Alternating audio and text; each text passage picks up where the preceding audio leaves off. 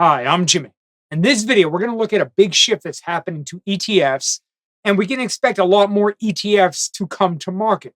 So, we're going to look quickly at how it works, what the impact could be both positively and a big negative that is potentially down the line for ETFs for many types of ETFs. Okay, so let's quickly look at what happened and where this is going to go.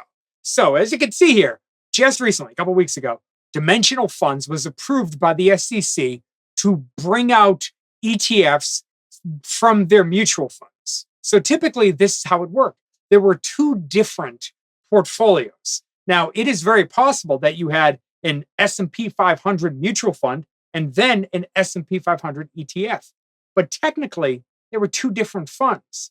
What is happening now with this most recent SEC approval is essentially you're able to take the one fund, the one portfolio, and wrap it in both wrappers. So there'll be a mutual fund wrapper and an ETF wrapper.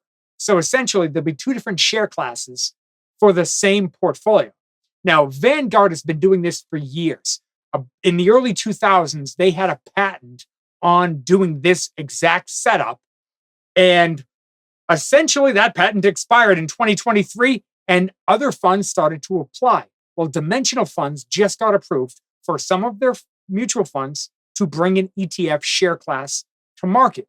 Now, this has a lot of big impacts. I think one of the beneficial impacts of this is ETFs tend to have lower fees than mutual funds. Well, these are two Vanguard funds. And on top here, well, we've got the Vanguard S&P 500 mutual fund. On the bottom, the Vanguard S&P 500 ETF. Well, underneath both of these tickers, if you will, is the exact same portfolio. I'm not saying they run them similarly. I'm saying, no, it is exactly the same portfolio manager, same assets under management. Everything is exactly the same, except, as you can see here, the fees are slightly different. They try to get them in line with each other, but they don't necessarily have to exactly line up.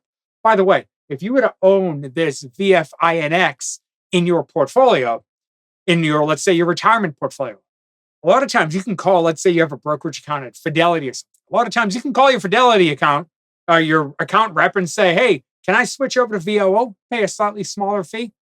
They'll let you, in many cases, they'll let you do it for no cost. You won't have any tax implications or anything. But you'd have to call them to find out.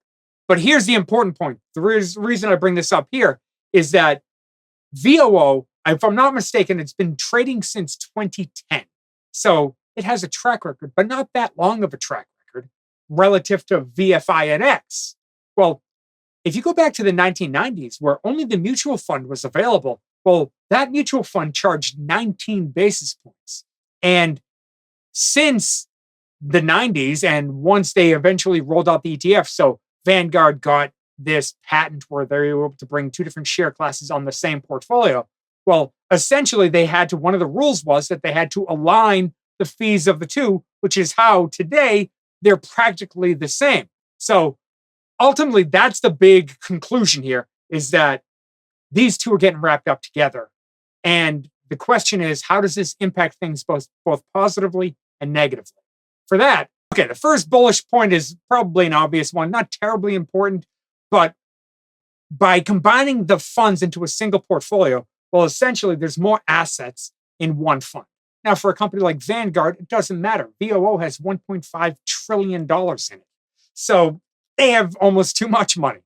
But a lot of smaller funds, especially niche funds that maybe do something a little bit unique, well, many times those funds, you've got to have a minimum amount of assets to stay in business. So in theory, this would make more ETFs viable for longer. Now, another one that I think is more important is there's an instant track record. So if there was a professional portfolio manager, been managing a mutual fund for years, but he wanted to bring an ETF to market. Well, without this nuanced structure that they just started allowing, without this nuanced structure, well, they would essentially have to start a new portfolio. Like the ETF would have a new portfolio, would have zero assets under management. They would have zero track record.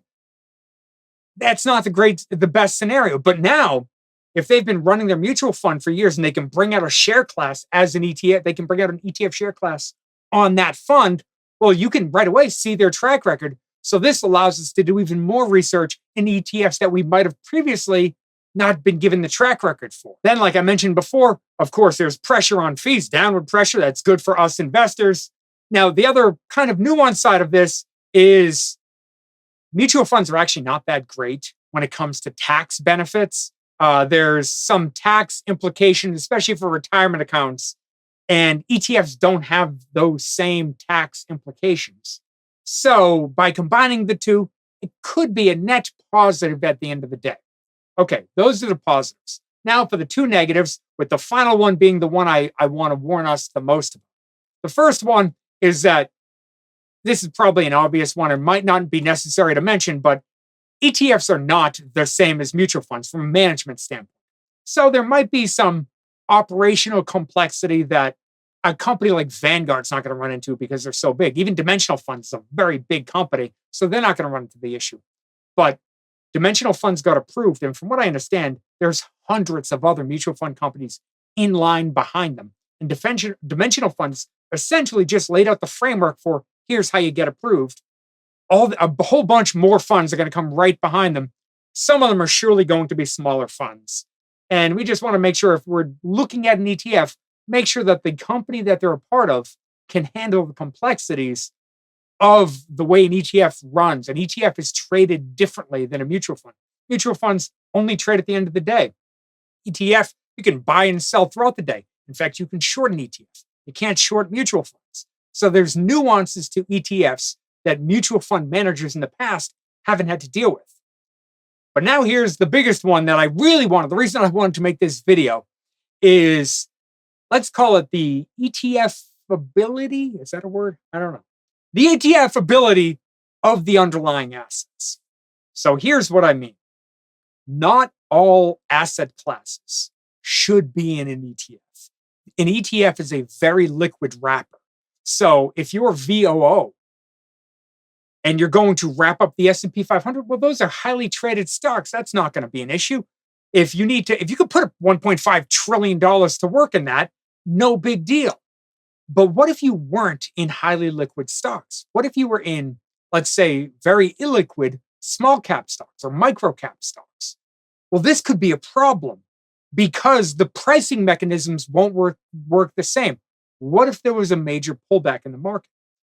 If there was a major pullback in the market and you have to sell NVIDIA, no problem. NVIDIA can handle it. There's so much volume there. But if there's a pullback in the market and you have to sell XYZ company and that company trades once a month, that could be an issue. What if on the flip side, what if you're not buying stocks? What if you're buying bonds? This could be very, very dangerous. Bonds, not all bonds trade as freely as stocks do. So I think the problem could be even bigger over there. So this is the primary takeaway from this video is that if you see these ETFs hitting the market, if you're looking at an ETF, just double check, look at the holdings, look at whether or not the holdings, the portfolio setup can handle a very liquid asset class. And that is essentially what an ETF is. An ETF is a very liquid wrapper. And if you're going to wrap up a portfolio, I'd hate for people to get caught in a portfolio for something that is not liquid. And what will happen is when there's a pullback, the returns, the losses will be magnified because of the illiquidity of the underlying assets. So that's just something I wanted to bring out and warn people about.